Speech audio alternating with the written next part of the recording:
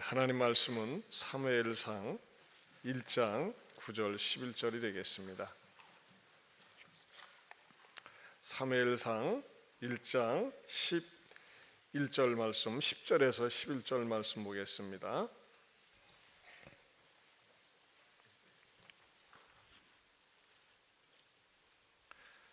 (1장 10절에서 11절) 말씀 같이 봅니다.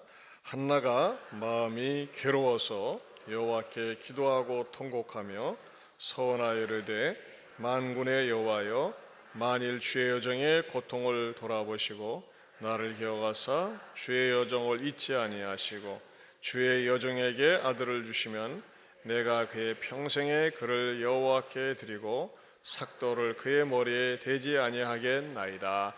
아멘. 이 특별 새벽 기도에 나온 여러분들에게 하나님께서 더욱더 기도에 풍성한 은혜 주시기를 바랍니다.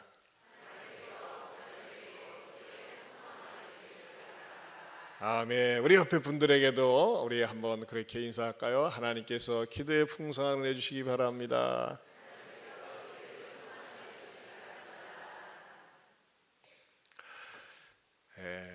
이번 주간에는 월요일을 제외하고 한 주간 동안 계속 한나의 기도가 무엇인지에 대해서 깊이 상고해 보았습니다. 한나는 우리의 새로운 기도의 좋은 모델이 됩니다.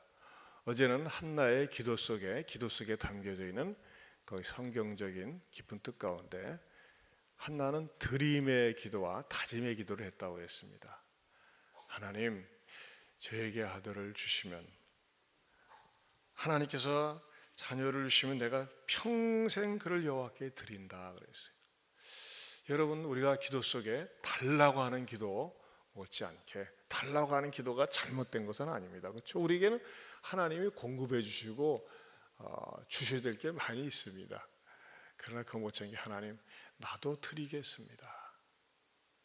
몸이 연약한 분들, 하나님 나를 건강시켜 주시면 내 몸을 주를 위해서 드리겠습니다. 또 나에게 주시는 은사, 재능을 가지고 주를 위해 드리겠습니다. 그런 주님께 드리겠다고 하는 기도는 굉장히 아름다운 기도라고 하는 것입니다. 또 어떤 분들도 이렇게 기도 제목 보면 무엇을 이렇게 드리길 원합니다. 참 아름다운 것입니다. 또 하나는 어떤 기도가 있어야 된다고 그랬어요? 다짐의 기도. 부정하게 살지 않겠습니다. 순결하게 살겠습니다. 그런 기도는 우리의 신앙생활을 더욱더 견고하게 만들고 또 아름다운 그리스도인으로 만들어 갑니다. 오늘은 이 한나의 기도 가운데 우리가 또 기도해야 될, 본문을 통해서 우리가 따와가지고 내 기도로 삼아도 좋을 그런 메시지가 있습니다. 첫 번째는 어떤 기도일까요? 자, 우리 11절 말씀을 다시 보겠습니다. 서원하여 이르되, 만군의 여호와여, 만일 주의 여정의 고통을 무하시고 돌보시고, 따라서 합시다. 돌보아 주시옵소서. 돌보아 달라는 기도가 필요해요. 그렇지 않습니까? 하나님, 나를 돌보아 주시옵소서. 우리 가정을 돌보아 주시옵소서. 우리의 자녀들을 돌보아 주시옵소서. 무슨 기도입니까? 보호하심의 기도라는 것입니다. 여기서 돌보아 달라는 말은 무엇과 같은 의미냐면은 양떼를 치는 목자들이 양을 돌본다는 그러한 돌봄의 의미와 같습니다. 우리가 지난번에 몽골 단기 선교를 갔을 때 저는 왜 그 시간에 처음부터 끝까지 지켜보질 못했는데 그 아주 노련한 말하자면 분이 양을 잡는 과정을 갖다가 처음부터 끝까지 이렇게 지켜보도록 했어요. 그리고 또 우리 집사님 몇 분은 녹화를 다 하셨는데 소나 돼지나 개나 심지어는 닭마저도 그렇고 그 어떠한 가축들도 어떤 짐승들도 죽음이 이렇게 자기에게 다가오면 비명을 지르고 무서워하고 공포 속에 맞이합니다. 죽음이 자기에게 다가올 때. 근데 양은 순수히 맞이한다는 거예요. 양 저항을 하지 않습니다. 참 신비해요. 그런데 말이죠, 양은 어떤 동물이냐면요, 양은 그야말로 이 모든 짐승들 가운데 가장 연약한 동물입니다. 양은 고도 근시를 가지고 있어요. 그리고 멀리 볼 줄을 몰라요. 항상 이렇게 목초지를 갈 적에 상대방 앞에 가는 양의 뒷발밖에 안 보여요. 그래서 그 만약에 양떼들이 말이죠, 맨 앞에 가는 양떼가 어떤 절벽으로 가면 절벽으로 떨어질 수밖에 없어요. 양은 염소와 달리 뿔도 없습니다. 자기를 보호할 수 있는 어떤 능력이 없어요. 만약에 자빠져가지고 거꾸로 지지 않습니까? 일어날 수 있는 능력도 없어요. 그야말로 고양이나 개나 닭만도 못한 존재가 양이에요. 그래서 성경에서는 뭐라고 말씀하고 있어요? 우리는 다 양 같아서, 우리 인간이란 존재가 강하지만요 굉장히 연약합니다. 그런데 양이 유일하게 살 수 있는 방법은 좋은 목자를 만나서 지도를 받을 때 양은 살 수가 있어요. 여기에서 돌본다고 하는 것은 좋은 목자가 양떼들을 잘 돌본다는 의미입니다. 그런데 우리가 기도 가운데 뭐가 필요합니까? 군대가 있는 자녀들을 위해서, 멀리 해외에 나가 있는 자녀들, 또 주변에 우리 자녀들 항상 학교에 내보내고 하나님 우리의 아이들을 돌봐 주시옵소서, 그 기도가 필요한 거예요. 이 돌봄에 대한 확신이 있는 사람들은요 어디에 내다놔도 그렇게 무섭지 않습니다. 두렵지 않습니다. 생각과 그런 많은 부모들이 말이죠 늘 염려 근심 가운데 사는 자녀들이 많이 있어요. 왜 그러느냐? 아이고 넘어지면 어떻게 될까? 다치면 어떻게 될까? 뭐 잘못된 사람을 만나면 어떻게 될까? 하면서 말이죠 이런 염려 근심 속에 쌓이는 부모들이 많이 있습니다. 하지만 저는 성령님께서 저와 여러분에게 하나님 이 아이를 하나님께 맡깁니다, 하나님 돌봐 주시옵소서, 그런 확신에 찬 기도를 하세요. 저는 이런 기도를 함으로 말미암아 때로는 제 자녀들과 떨어져 있을 때가 많이 있고 멀리 보낼 때도 있었지만 하나님께서 말이죠 마음속에 무엇을 주시느냐? 평안을 주세요. 오늘 새벽에 저기 못 나오시다가 나오신 분들 정말 환영합니다. 중간에 또 이렇게 빠지셨지만 나오신 분들 환영하는데, 참 제가 볼 적에 기특하고 이쁜 처녀가 있습니다. 다음 주 토요일이면 시집가는 김희정 양입니다. 캄보디아에 한 4년 동안 가 있었어요. 멀리 떨어져 있었는데 그 부모님이 하나님께 맡기고 위탁을 하면서 우리 희정이가 열심히 공부를 하고 이제 제가 그랬어요. 야, 너희들 시집 장가 가기 전에 부모님께 드리는 감사 편지를 써올래 했더니 써왔어요. 써하는데 그 편지 내용 가운데서 희정이 딸을 두고 아빠가 내 공주 이렇게 불렀대요. 근데 말이죠 공주가 마침내 어디 가느냐? 캄보디아 왕립대학교에 갔어요. 왕립은 공주들이 왕자들이 가는 데잖아요. 그런데 우리 그 집사님 부부의 희정이 부모님의 특징은 정말 하나님께 맡기고 위탁하는 그런 믿음을 가지고 그 캄보디아 하는데 그쪽에 가서 말이죠 시스폰 대학에서 신앙 훈련을 받고 또 언어 훈련을 받고 또 정식으로 대학을 가고 또 신랑도 말이죠 만나보니까 말이죠 얼마나 신실하고 좋은지 말이죠. 진짜 좋더라고요. 오늘 새벽에 우리 희정이 왔어요. 잠깐 일어서 봐, 김희정. 네. 자, 우리 뜨거운 격려의 박수 보내주시기 바랍니다. 네. 21살입니다. 얼마나 부러운지 몰라요. 이야, 가지고 말이죠. 그 강한 독립 정신을 가지고 캄보디아에서도 지금 이제 이게 한국 사람이 한국말과 캄보디아를 이렇게 특별히 동남아 언어를 능통하게 하기가 쉽지 않거든요. 벌써 말이죠 막 그 공부하는 가운데서도 와서 좀 일 좀 해달라고 막 요청이 들어오고 캄보디아에서 좀 인기예요, 인기. 저는 말이지 최근에 보니까 캄보디아에서 석유가 채굴이 돼가지고 계속 캄보디아가 뜬다고 그러는데 여러분 많은 사람들이 영어 뭐 그쪽으로 많이 나가요. 그런데 여러분 제가 생각할 때 여러분의 자녀들이 제가 이 동유럽 갔다 오서도 느꼈는데 이 동유럽이나 그쪽에는 한국 사람들이 어려워서 그런지 많이 안 온대요. 근데 이런 제3세계의 언어를 배우고 공부를 하면 제가 볼 적에 훨씬 영어권보다도 앞으로 일하고 진출할 수 있는 기회가 많다, 이런 생각이 들어갑니다. 여러분의 자녀들 가운데서도 이런 캄보디아 보내세요. 우리보다 못 사는 나라, 가난한 나라. 하지만 여러분, 제가 캄보디아를 갔다 올 때마다 느끼는 건데 엄청난 잠재력이 있는 나라예요. 그래서 그런 의미에서 저는 우리 희정이가 가서 제가 희정이한테 늘 그런 얘기를 했습니다. 야, 너는 한국과 캄보디아 사이에, 그리고 더 나가서 하나님 나라 확장하는데 귀한 민간 외교 대사로, 선교사로서 쓰임 받도록 이렇게 늘 기도해라. 그런데 제가 이 이야기를 왜 드리느냐? 어머니 아버지가 저 아이가 멀리 떨어져 있지만 딸아이인데 말이죠. 쉬운 거 아니잖아요. 근데 하나님께 맡기고 돌봐주시도록 기도하면서 오늘에 이르게 된 것입니다.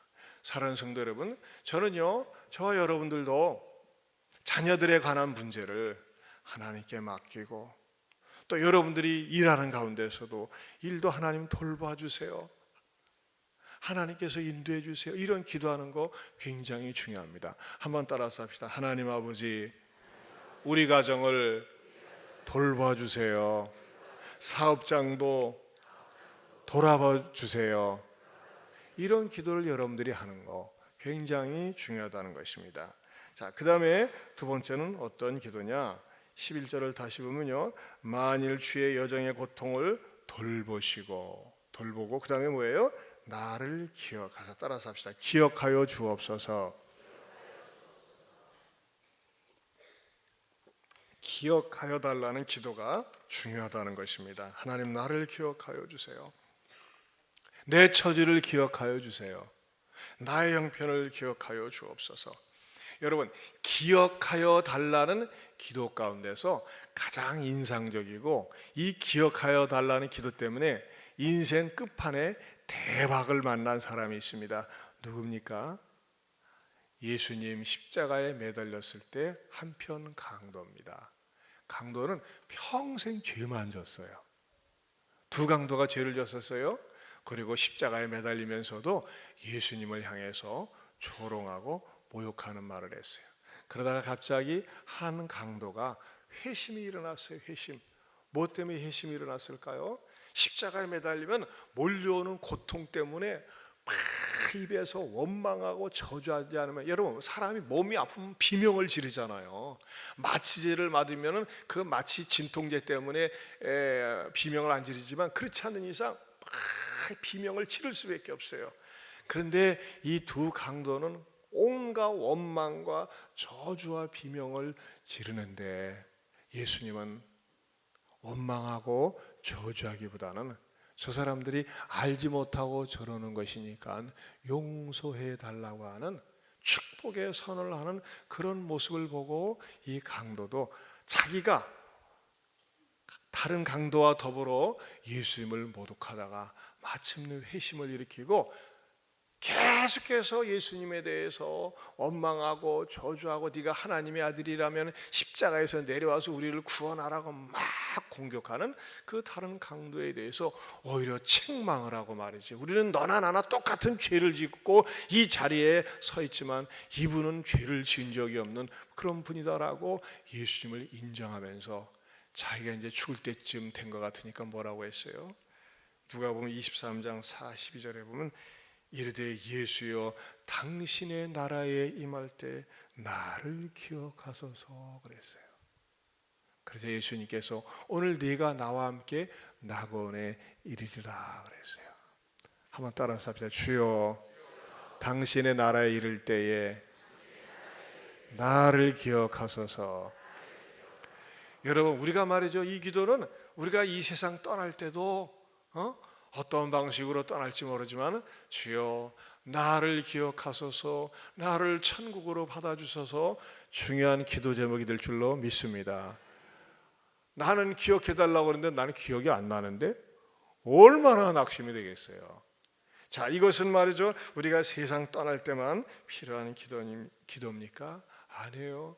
하나님, 나의 연약함을 기억해 주세요. 나의 불쌍한 처지를 기억해 주세요.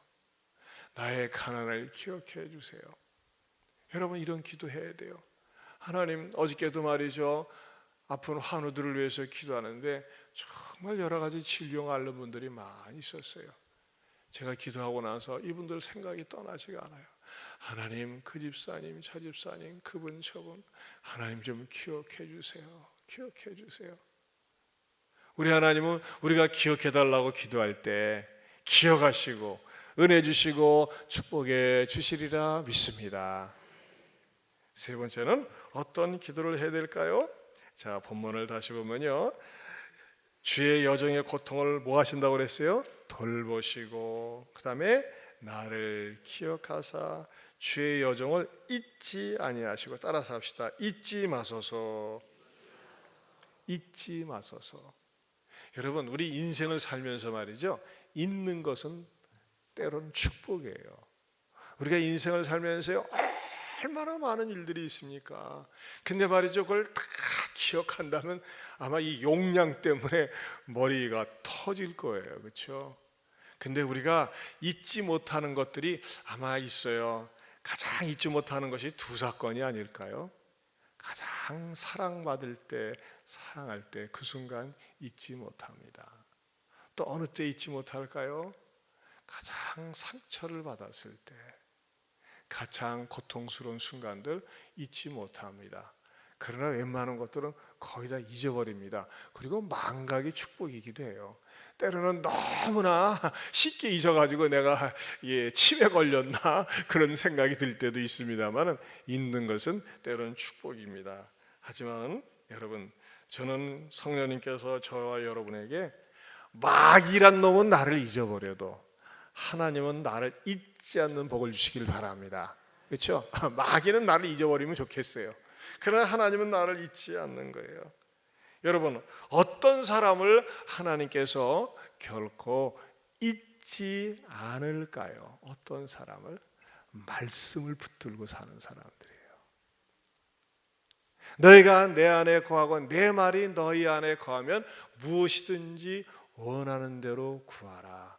그리하면 이루리라. 여러분, 늘 말씀을 마음에 담아 놓으세요. 말씀을 읽으세요. 말씀을 암송하세요. 말씀을 묵상하세요. 말씀이 있는 사람 하나님이 잊지를 않습니다. 또 어떤 사람을 하나님 잊지 않을까요? 기도의 줄을 놓지 않는 사람입니다. 매 순간마다 하나님을 찾으면서 하나님 앞에 은혜를 구하면서 나갈 때 우리 하나님께서 잊지 않습니다. 최근에 말이죠, 우리 어떤 어르신이, 팔순 되신 어르신이 이런 감사 봉투를 갖다가 기도 제목을 써내셨어요.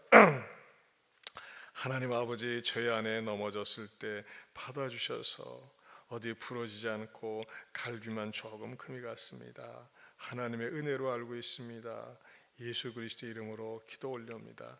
이 어른 말이죠, 정말 통장님이신데 이번 새벽기도 한 주도 빠지지 않고 오신 것 같아요. 그러시죠?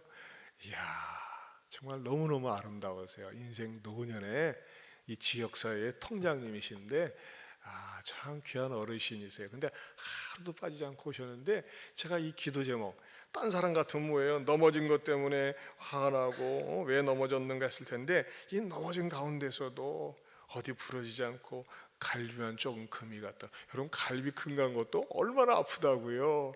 그런데도 불구하고 이 가운데서도 감사가 있는 거예요. 왜 그렇죠? 이 어르신의 마음속에 신앙이 들어간 거예요. 여러분, 믿음이 들어가 있는 분들은요, 매사의 사건과 일들을 감사로 받아들입니다. 사랑하는 성도 여러분, 저는요 분명히 확실히 믿기는 하나님께서 여러분을 버리지 않고 돌봐 주시리라 믿습니다. 더 나아가서는 말이죠, 우리 하나님께서 여러분들을 반드시 책임지시고 기억하여 주시리라 믿습니다. 더 나아가서 어떤 사람? 하나님의 말씀을 붙들고 사는 사람, 그리고 매 순간마다 하나님을 의지하고 기도하고는 사는 사람들은 잊지 않는 복을 저와 여러분들에게 주시리라 믿습니다. 따라서 합시다. 주여, 나를 돌보아 주소서. 주여, 나를 늘 기억하여 주소서. 주여 나를 잊지 마소서. 이 기도가 나의 기도가 되면서 늘 주님과 동행하며 사는 행복이 기쁨이 넘치기를 주님의 이름으로 축원합니다.